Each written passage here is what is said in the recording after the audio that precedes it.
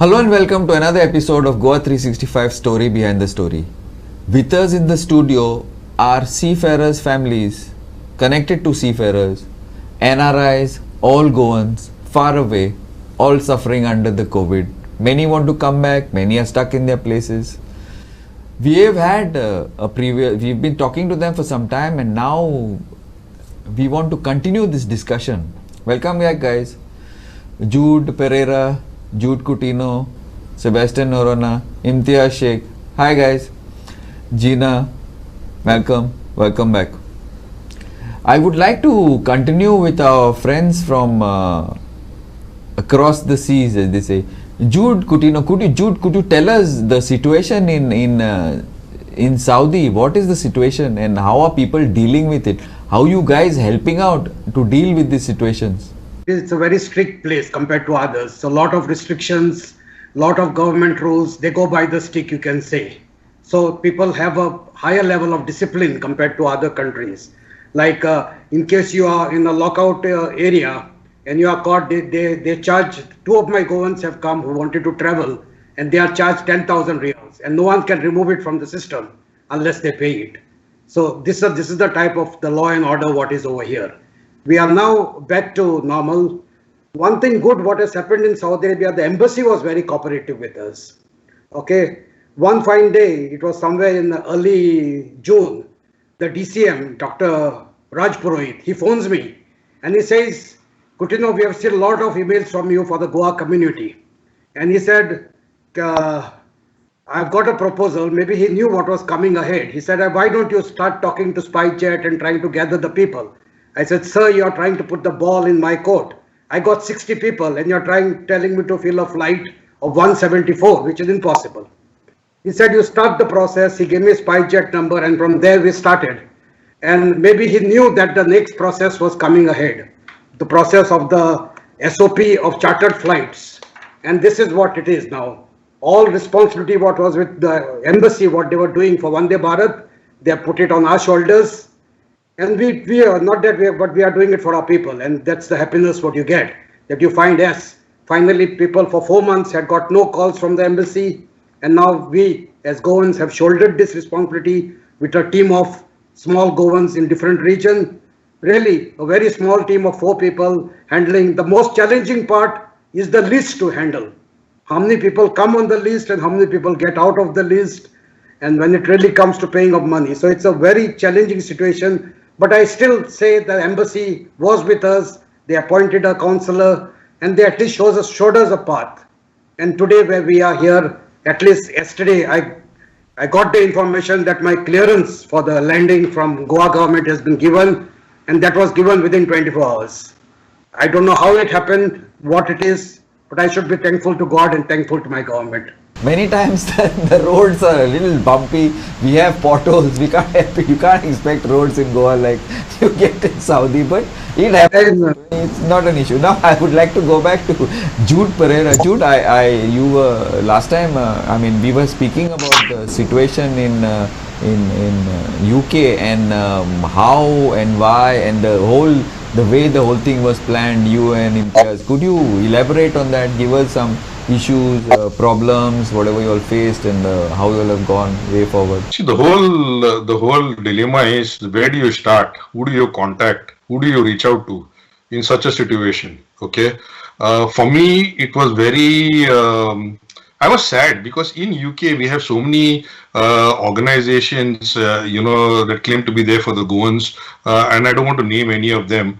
But what was really heartbreaking was to see that not even one of these organizations came forward, just to say, guys, we are there.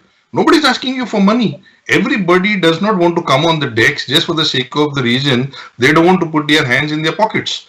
Okay. And here I see in this ocean or the sea of humanity in the heart of London, one poor guy called Imtiaz Shaik is being bombarded left, right and center. Okay, it's, guys, he has just stuck his head out of the water to say, I'm going to try to do something. Okay, now imagine the situation he is in. He is one situation where he wants to help all Goans regardless of where he is. But on the other side, he is being hammered by the local, authorities, whereby which Mr. Imtiaz, you have to manage only Swindon, but we come to know you're helping people in Hounslow, you're helping people in Wembley, and that's where the back end of Jude came in, because Jude could go across the country, it doesn't matter. So with that, we managed. So again, from our perspective, when I took over responsibility, where do I start? Everybody's talking about SOP. Has the Goa government themselves given instructions? Can I go to any website and a simple page, a one-page document of what do I do? Where do I start? How do I get? Okay, a basic process of even organizations within London here. I'll speak to Malcolm on this. Malcolm, what Sure, is sure. this SOP problem, filling of forms? What is this? What do you feel? I don't know. You have some political ambitions, maybe at grassroots level. Something to sang. What is the problem here? Why is it? Why are we so obtuse, so obfuscated? Why people don't want? What do you feel? It is not that. It is a lot of infighting between our government and the associations and the National Union of Seafarers. All these things. But within the government itself, now he's talking about forms, like 5 forms. man, How is that? How seafarers are blamed for this? It is not about seafarers only. It is about this thing, the NRIs also. Everything is. But how you blame NRIs when suppose if somebody is putting up see now for example, not everybody is educated who goes to England. There are so many different types of jobs at the airports, utility, XYZ. We know this. Now people who want to come back, whoever want to come back, you cannot expect they are all graduates, double graduates, PhDs. Some of them will barely the basic English. So some sort of rationality has to be there. No? So why you think people are making things complicated? See, for us also today, if I want to do something, I have to fill 10 forms. Then why you think the government does these things? The bureaucracy, the government. I don't blame politicians for this. Sorry, I am being very clear. I do not blame politicians for this. I am saying that it is the bureaucrats, it is the government servants who are supposed to make things easier for the government, for the people who are creating these hurdles. But the government has to the government has to guide them on this thing. Who are you talking? The bureaucrats. The bureaucrats, but they are not. They are not. So why? That you have to ask for with the government. I'm asking you. What do you think? You can't ask me this question. You can't ask me this question. Why do you think? It is because of I told you, the infighting is there. Lots of infighting. Some people are saying these are Portuguese citizens and this and that. You might have seen the comments also coming on the Facebook and all these things. I mean, this thing is there. Yeah, go on. Still then we are not taking it. This is the time to be united, to be humans first. But we are not humans first. You have seen with the seafarers thing, the first flight which came, the boat the ship which arrived in this thing, and they took them to Kandolim. The same people, we go and started fighting with them, as if they were infected with that virus. Even Vasco. Even Vasco. That's what it is going on. The infighting. Some want we want the seafarers here. Some doesn't want the seafarers this thing. So that is the thing. The infighting is there. In between the government, the bureaucrats, everybody. And Goan society. And Goan society. That's it. So that is the thing. So you can't blame anybody on this. We first have to blame ourselves on this thing. We can't blame like you said, we can't blame the government also. Politicians, yes. We can't blame them also. We have to blame ourselves first. Gina, what do you have to say on this? See, ultimately, remember, he's got a very, very valid point. Now, seafarers are coming back. Fine, government is this, they have done it, they have not done it. Ultimately, the government itself has to work, otherwise nothing would have happened. They may be slow, whatever, they have come back. But when you come to Goa, no, you don't bring them to Vasco. You don't take them to Kalang. You don't, what is this? Just to cut off Malcolm, okay. I feel somewhere, Kandolim, Vasco has played politics. What do you mean? A place cannot play politics. People have to play politics. Somewhere things went wrong. I'll tell you Vasco. What happened is earlier, the night, the day the seafarers were coming to Vasco, earlier night, one statement came, a seafarer positive. It was not mentioned. Where was this? Where did this statement come? Very, very much. She is very earlier night, the statement was come that seafarer positive. One seafarer. Media, not us. No, not us. But it was mentioned. It was in the media. One seafarer found positive. Okay, and that was highlighted Okay, even while briefing it was highlighted. So next day it created panic between people. Like this also, seafarers are come from Bombay only. If you had mentioned a seafarer positive, you should have given the entire details. That went, wrong and misguiding people. The message. It panicked the people. This is, the government had to be blamed because they came out with this saying that a seafarer is positive.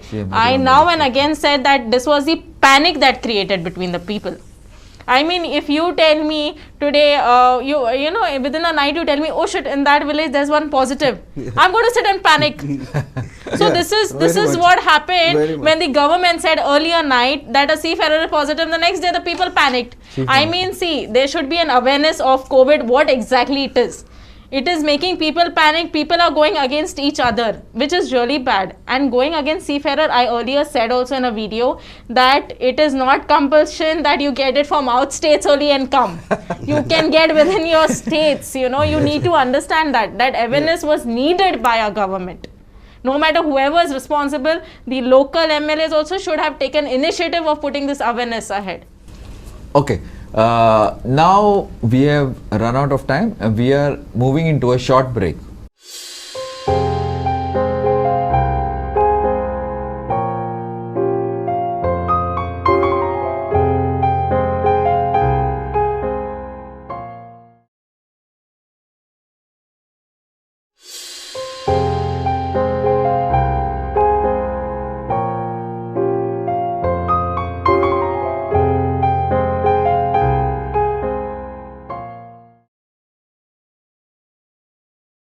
Welcome back.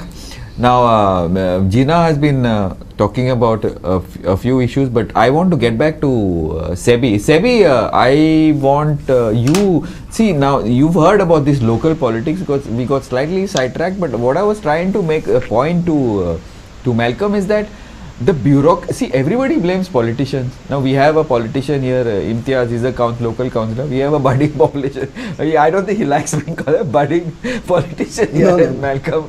But what I'm saying is that how can the politicians be blamed if you are expect a utility guy from the Heathrow airport to fill a 5-page form? How are the politicians to be blamed? Is it not the archaic system of the bureaucrats and the government servants who are to be blamed for these things which are happening? Sebi, what do you feel? Yes, of course. In a situation like this, in a pandemic, we have to first of all understand that this virus does not discriminate. First of all, you might be rich, poor, male, female, child, whatever. You might have any level of education. You might be illiterate. You might be uneducated. So the government, the system should make things as easy as possible to reduce the amount of trauma. Like you said, the example that you gave of filling a 5-page form. I mean, already the person is reeling under the trauma of, various things surrounding the virus siege. And at the same time, if someone has to, go through a registration form of 5 pages, imagine what will happen to the person. That being said, I would also like to touch upon this issue, though I'm not in Goa, I'm abreast with what is going on there. I remember very, very clearly before, this is pre-COVID, various people in Goa, I won't say all, various people in Goa saying that, we are such a small state, such a cozy, beautiful state. We should not discriminate North Goa, South Goa, and Ami Goinkar, Ami Soglek, and all. Yes, wonderful. Come COVID, and everyone is hiding. Oh my God, North Goa, no, naka inga. Ami South Goa, na baba, tu naka, no, this, that. Where are you from? No, I'm putting blockades. Come on, man. I mean, it's really sad, though I'm not on ground in Goa, but then yes, this is what I get to hear. Very sad. And then we complain against the government, saying the government is not doing anything. Yeah. As bad as what you're saying, Sebi, but your point is very well taken. See, it's become the style today. It's become the style. I have seen this because being in our field, we see both sides, all sides, not so good sides of people mostly. Good sides, they celebrate with families and friends. Not so bad sides we see, they come to us. But I have seen that in many cases, people have to take things. People have to take the initiative and do things. It's become very easy. Blame the government. No roads, blame the government. No this, no lights, blame the government. Yeah. No, ultimately, when the MLA comes to your house, who calls him sir? Same guy on social media who abuses the guy. This I have seen. I've never Ultimately, we bring the same guys to power. followed. That's what. We bring the same Simple. fellows to power. We are Very true. responsible for the government that We we are are responsible. of the day. We are responsible. Are we not voting for the same people? Are we not voting? Now, in Kuwait, what happens? Or in UK, why the roads are so good? Why? The English are 7 foot, or they have got like 300 pounds, or their khadi is better than the ones that are available in Goa, or in Kuwait, or in Dubai. Why are the malls so clean? Why nobody spits on the road? Why people follow traffic rules? Why they don't do it in Goa? Sebi, you're in Kuwait. You tell me one thing. What happens to somebody if he breaks the rule there in Kuwait, a traffic rule? Oh, okay. First of all, I would like to say, very straightforward, Goa does not know the meaning of lockdown. Simple. Very, very clear. Lockdown, Oh, some lockdown, doesn't believe me either. He thinks no. come to Kuwait. Come to Kuwait. You will know what lockdown means. They mean business. And I'll tell you, coming back to what you asked me about breaking the law, first of all, they're very, very, very categorical when they come to such type of things. You're fined, depending upon the nature of offense. And there's nothing you can do by, there's no such a system where you can pay a bribe and get out of it, or, nothing like that. You go online, you pay your fine, and you get that point cleared. But it still remains on a record, even though you've paid it. At the end of the day, there is a point system which is calculated, and then they decide whether they have to suspend your license, cancel your license, or what they need to do. So it's very, very clear. I don't know, when it comes to Goa, I'm sure they have a system. We do have a fining system in place. Yeah, we have a lot. Yes, we do. But then adherence to that law is something else. So tell me one thing. What would happen if during curfew time a shootout happened in public? Some 7-8 guys with guns went around shooting somebody else. What would have happened? Would it possibly have happened there in the UK, such a thing? Yeah. So, but yeah, there is a strict rules here. There is law here. People have to obey. There are consequences if you don't follow it. There are fines. You could also be jailed, and therefore people follow the. Nobody wants to pay INR, Indian rupees, a lakh as a fine, because that's quite a big money, But that sort of things are implemented in the UK. Again, I would not like to compare what's happening in the UK and what's happening in Goa. It's two different things, and I would say that I'm proud to see the Goa is actually changing. The youth are talking. People are watching things on internet and learning and using those tools to improve their life, no matter where you are. Now, you feel that Goa is changing, that the COVID has brought people face to face with the mirror, and ultimately people from Goa are realizing what they should do to see, in case they want their state to improve, to become better. What do you feel, Gina? What is the solution to this? Or has it given you a solution? Has it given you an insight the way things move and should move? Yeah, actually, if you go to see people earlier when lockdown was even, when we were in green zone, okay, people took that initiative of being locked down. Actually, if you ask me, I have seen many of the villages were completely shut down, like nothing, and everyone actually maintained themselves, in that phase of lockdown when we were into green zone, like we were having that, green zone, and people actually, and after what the government took, see, as people are trying to tell us why we are blaming government. If you ask me, I've got a full list why I'm blaming it. You should have brought it along. So I've got a list, because that is what I work on. It is not like that I come up and stand and blame a government and I go. So I've got points on it, okay? Like the government took an initiative of, starting the trains, opening the borders. That's when we started, multiplying things. When we were into our control, we people made it happen. We people actually followed the rules. But when the government took their own decision, things came up. I mean, why did we take the initiative then? Why were we into lockdown then? For what reason? And now when it's needed, no one is ready to take the decisions up. When people are actually blaring their throats out, we need a lockdown, we need a lockdown. But no one is ready to even listen to it. Wait one sec, I'll get back to you. But by the way, Gina, we are still in lockdown. Yeah, we are still. Theoretically, we are See. still in lockdown. Curfew is there, section 144 is there. Section 144, I don't understand. The person who puts the law breaks the law. I mean, that is something insane, I feel. And secondly, if you go to see, if you ask me blaming the government, I have so many reasons. I mean, even the SOP, if you ask me, keeps on changing, which makes everyone confused. What is going on? Like earlier also, the ship things, I'll tell you, the seafarer thing. I want Cayman Islands.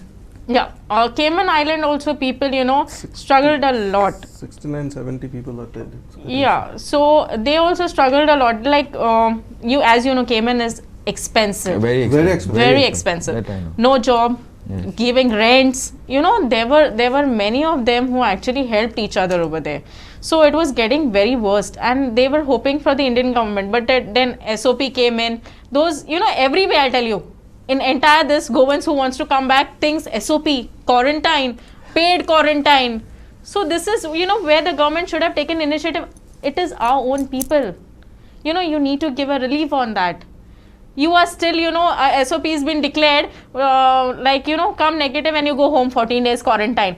I mean, you come negative, you are taking more than 48 hours. That paid quarantine. Relief? Come on, yaar, at least on that you'll give a relief, yaar. The boys who are come seafarers, 7 days Mumbai quarantine, 7 days Goa paid quarantine, home quarantine, 19 days, yaar. It's a frustration level. I mean, the government should understand, make a relief on this. This is into your hands. These are our own people. If you start making relief on this, I'll tell you, there are many who want to come back to their homeland. Last words, Malcolm. See, you were talking about bureaucrats and the politicians. My thing is that, see, everything has been controlled by the politician. When I was put into the jail and all that thing, the order itself written, it was section 151. And the order was, 151. It was a simple offense. Preventive. So, on the order it was written not to be released. And I was kept for another 5 hours in the jail. So, that can't be written, that's illegal. But they did it. And the other thing is that, see, what it is, I respect the bureaucrat. They are till 60, but I don't respect the politician. You never know next time what will happen. But yet you want to be a politician. I don't want to be I don't want to be. I told you. I just want to be on the grassroots. Why? Because I want to protect my village. I'll be very straight over here. Okay, fair enough. Simple as that. Fair enough. All the inroads, everything, whatever has been done over there. We are in a mess. Velim constituency is in a mess. Philip has messed it up. Okay, fair enough. That's I get your point. Guys, last words starting from Sebi. Yeah. So 2 things. One, about a lockdown anywhere in the world, be it Goa or Kuwait. The lockdown, if you ask a person, do you want a lockdown to be lifted? It will directly depend upon his bank balance. The answer that you will get. That's one thing. That is one thing. Secondly, as far as the expat communities are concerned on land, maybe Saudi, maybe UK or Kuwait, if we manage to get over our egos, I'm talking about the Goans in those particular places. If we manage to get over our egos and combine our efforts instead of trying to grab credit for somebody else's efforts and make it look like theirs, and we will never get anywhere. We will never get anywhere. If we have to get our expat community that is distressed back to Goa, we will have to combine efforts, swallowing all egos, swallowing all your inhibitions and all your politics, and work as one. Whether it is Vande Bharat mission or whether it's a special flight, it doesn't matter as long as the Goan distressed expat is reunited with his or her family. Imtiaz, Could you, any last words? Sure. This pandemic, I mean, this situation, this is for the first time we all have experienced. It's very complex. And till now, a lot of us, even the professionals, are not too sure how to manage this and deal with this. So as a lot of us have agreed that, it is a combined effort that needs to come forward, and we all have to follow the guidelines. Yes, of course, things will change as and when we deal with new issues and situations. So we have to follow that guidelines, because that is what is protecting us. There's no vaccinations, there's no medicine, there's no cure for this virus. It's a killer. And it doesn't even, people say, oh, Zante Moktale. No, it doesn't see any age. It will kill anybody it catches. And if you're weak, your immune system is weak, it will kill you. So we have to, social distancing is your protection as of now. And the important thing I would request for everyone to understand, for especially Britain and Goa, we are going through this problem with Portuguese national, Indian national, EU dependents. This is a situation where everybody wants to feel safe. They want to go to their loved ones. They want to go protect their children, their family, either side. So I would request anybody who can help, please help people from Goa who are waiting on EU dependent visa. Their visas are running out. The MHA has come out with a memo saying that anybody under 3 months cannot travel to these foreign countries. I was trying to highlight to them that people with EU dependent visas have the right to work in the UK, have the right to study in the UK. So pretty much it's like a green card anyway. So, I would request the government or the bureaucrats, whoever who's implementing these laws, please help these families to come to their loved ones. It's very important. And if we are classed as Portuguese national, you're not Indian anymore, it's not right. We need to help every Goan. Separately, I think it would get killed here. This whole thing. But we'll do it. No, because it's sorry, I had to mention this is because time is running. Reason. Yeah, just 2 things to come. The positive side of this pandemic is, yes, I look for a future Goa, a future India, which is more clean, more hygienic. I always tell people, I said, yes, I hope the government uses this time for, especially in Bombay, to see those crowded trains improve and have a better transport system. The same thing in Goa. I'm looking for a better hygiene. The second point I would like to say is, yes, I would really looking forward for a clean SOP. As Jude, Pereira said, everyone said, we would like, especially we are abroad here, everyone, you get hundreds of calls, not about the ticket, not about the flight, about the procedure. Okay? And it's a huge amount for those poor boys who are down there. 2,000 for the quarantine. And I really know that this is going to hit back. Once the flight lands, I'm going to have bigger problems than what I have faced in getting the flight there. I'm already trying to talk with the Jesuit house, trying to make some arrangement for these boys who are going to be some surprising things, saying I don't have money. So really, this is a bigger headache for me after getting the approvals. And I hope we all together can solve each other's problems. Thank you. Jude from UK, any last words?